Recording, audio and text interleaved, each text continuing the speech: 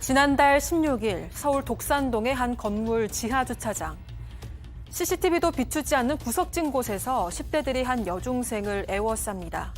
이들은 여중생을 기둥으로 몰아세워서 연신 뺨을 때리기 시작했고 다리를 걸어 넘어뜨린 뒤 등이 올라타 조롱까지 서슴지 않은데요.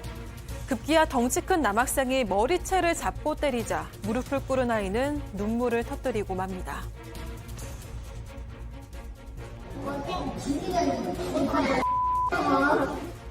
인사해.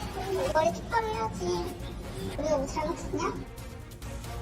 이제 밖에 나가는 것조차 두렵다는 아이는 고작 13살, 중학교 2학년이었는데요. 오늘은 10대들의 집단 폭행 사건을 조금 더 자세하게 들여다보겠습니다. 자, 이 기자가 바로 설명 좀 해주시죠. 네, 중학교 2학년 이 딸 키우던 여성이 최근 딸로부터 아주 충격적이고 또 속상한 얘기를 듣게 됐습니다.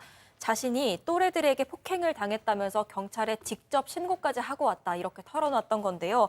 그 당시에는 여기까지만 듣고 자세한 내용은 듣지를 못했습니다. 하지만 추후에 경찰 조사 과정에서 그 자세한 내용도 듣게 됐고요. 또 저렇게 영상도 있다는 사실을 알게 됐습니다.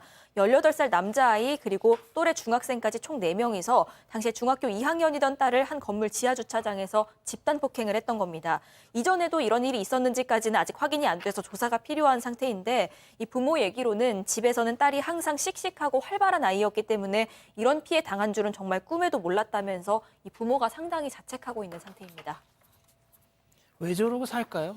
그렇죠. 참 가해 학생들 중에는 18세 남학생도 포함이 되어 있고요. 장기간에 걸쳐서 이 여중생한테 공동으로 폭행을 행사했던 걸로 보입니다. 폭행 내용 지금 영상이 조금 있는데 폭행 내용 중에 돌아가면서 뺨을 때리기도 하고요. 또 뺨을 때린 이후에 뭐 이 다리로 걸어 넘어뜨린 이후에 타고 올라가서 손으로 내려치기도 하고 조롱하듯 소리치기도 하고 또 우리 헤드락이라 그러죠. 목을 졸라서 목 조르는 이런 행동까지 하기도 하고 또 심지어는 옷 좀 내려라 꼴 보기 싫다 머리채를 잡고 또 피해자한테 무릎을 꿇어라 또 발로 차는 등 이걸 반복을 했던 걸로 보입니다. 결국은 이 피해 여학생 울음을 터뜨렸고요. 그렇게 하니까 이 근처로 올 거냐 다시는 집 나오지 마라 라고 폭언을 했던 걸로 보입니다. 그러니까 쟤네들이 얼마나 영악하냐면 CCTV가 비치지 않는 주차장 사각지대로 끌고 가서 저 짓을 했어요. 그런데 정말 공교롭게도 지들이 저걸 찍었어요. 그래서 우리가 지금 이걸 볼 수 있는 겁니다. 그렇습니다. 집단 폭행할 때 건물의 그 지하 4층 주차장에서 그 사건을 벌인 건데 더군다나 CCTV가 안 보이는 사각 지역이 있거든요. 구석진 장소에서 점행을 했던 건데요. 당시에 그 가해 학생들이 그 휴대폰으로 폭행하는 장면을 모두가 찍었습니다, 자기들이. 결론적으로 증거를 남기게 된 거죠. 그리고 예. 이들은 폭행할 때도 폭행만 한 것이 아니고 언어 폭행도 했는데 뭐 미안해, 인사해, 머리 속여, 뭐 머리 숙여 이런 식으로 아니면 주옥 같아 이런 식으로 말을 했었고 또 피해 학생을 조롱하면서 깔깔깔 웃었다고 합니다. 미안한 표현도 없었고요. 저는 이렇게 잔인한 행동을 하는 학생들을 심리를 도저히 이해가지가 않습니다. 자, 저는 소장님 제가 이 잔인한 이런 영상들 볼 때마다 그러니까 분명 저 가해자 애들도 그 더 글로리 보면서 연진이가 막 파멸하는 모습 보면서 지들도 막 통쾌하다고 좋아했을 거란 말이죠. 네.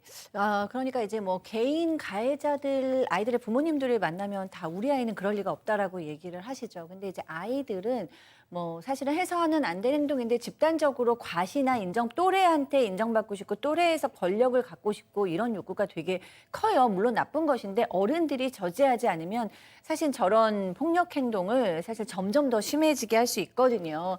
그러니까 피해 아이의 지금 어머니께서도 도저히 이런 아이들의 행동을 이해하실 수가 없으니까 도대체 우리 아이가 뭘 잘못했냐고 이렇게 하는 건지 이해가 안 된다라고 얘기를 하셨어요. 그러면서 애들이 우리 아이를 때린 이유가 약속 시간에 늦었다는 이유 하나로 이렇게 때렸다고 하는데 난 그거를 이해할 수가 없기 때문에 만나면 좀 물어보고 싶다라고 얘기를 하셨고 그다음에 이제 나중에 가해 학생들이 또 우리 딸을 보복할까 봐 걱정된다라고 하셨어요. 이 아이가 지금 너무 힘들어하면서 침울해한다고도 얘기를 하셨는데 그 부분에 이제 제가 좀 답을 좀 드리고 싶은데 이 아이들은 늦었다고 때린 것이 아닙니다. 그냥 꼬투리를 잡아서 때리고 싶어서 때린 거예요. 그걸 어머니께서 좀 아실 필요가 있고 또 보복할까 봐 걱정된다고 해서 물어보실 일도 아닙니다. 그냥 아이를 때린 아이들은 가해 학생이고 피해 학생은 무조건 어른들이 보호해야 하는 것이기 때문에 가해 학생들한테 이 아이들이 왜 그랬을까 이렇게 궁금하시기보다는 좀 엄정하게 아이를 보호하시는 거에 좀 힘을 내셨으면 좋겠습니다. 맞습니다. 가해한 애들은 그냥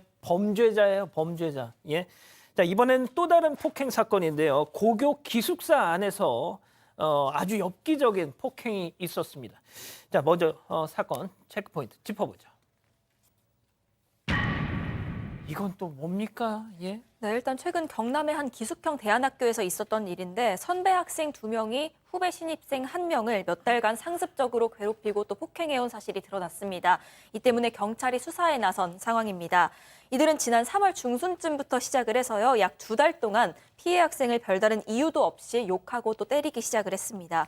이 기숙사가 4인 1실 쓰는 구조였다고 하는데요. 선후배가 함께 방을 씁니다. 그런데 가장 심하게 괴롭힌 선배가 이 피해 학생이랑 같은 방을 쓰고 있었습니다. 나머지 가해 학생들도 같은 층에 머물고 있었습니다. 이쯤 되면 왜 이 기숙사에서 어떤 어른도 이걸 제지하지 않았나 이런 생각이 드실 텐데요. 그렇죠. 학생 관리하는 사감도 있었고 복도를 순찰하기도 했다고 합니다. 그런데 이 기숙사의 방문이 철로 돼 있어서 방문을 닫아버리면 그 안에서 무슨 일이 일어나는지까지는 알기가 어려운 구조였다고 합니다. 아이고. 이 때문에 결국 피해 학생이 부모한테 나 전학 좀 보내달라 이렇게 부탁을 하고 나서야 부모가 도대체 무슨 일이니 캐묻게 됐고요. 그 이후에야 피해 사실이 드러나게 됐습니다. 요즘은 군대에서도 이러지 않잖아요. 군대에서 일어나 네? 큰일 나고요. 예. 어디서도 이러진 않습니다.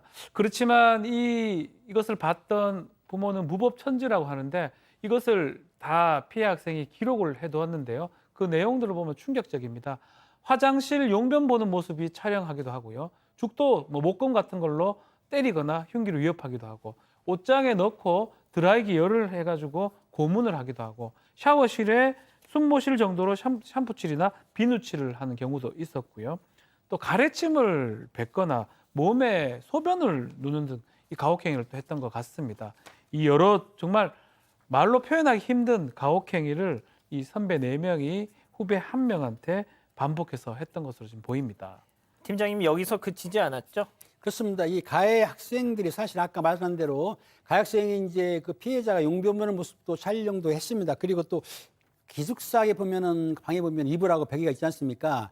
거기에다가 특정 신체 부위를 비비기도 했다는 거예요. 참 이상한 행동을 했기도 했으면서 또 심지어 피해 학생이 그 옷장 안에서 린스가 떨어졌으니까 린스를 치우기 위해서 청소하는 모습을 보면서 어머니를 성적으로 모욕하는 발언까지 했다는 것을 보고 저는 이해가 안 가는데 아마 이런 거는 아까 패들배라고 아시죠? 패륜적 드립. 그러니까 쉽게 해서 이건 범죄 행위인데도 이걸 모르고 하는 건지 알고 하는 건지 모르지만 참 제가 보니까 가슴이 아픕니다. 자, 이 피해 학생이 엄마한테 했던 말이 있어요. 네, 그렇습니다. 엄마 희망을 줘라고 얘기를 했다는 거예요. 정말 이 말이 좀 굉장히 마음이 아프셨을 거예요. 네, 희망을 좀 절망 상태라는 건데 그래도 어떻게 보면은 부모님께서 이제 뭐 다행히 이게 심각하구나라는 것을 이 말에서 알아채신 거죠. 그러면서 나 엄마 아빠 옆에 있고 싶어라고 얘기를 했다는 거예요.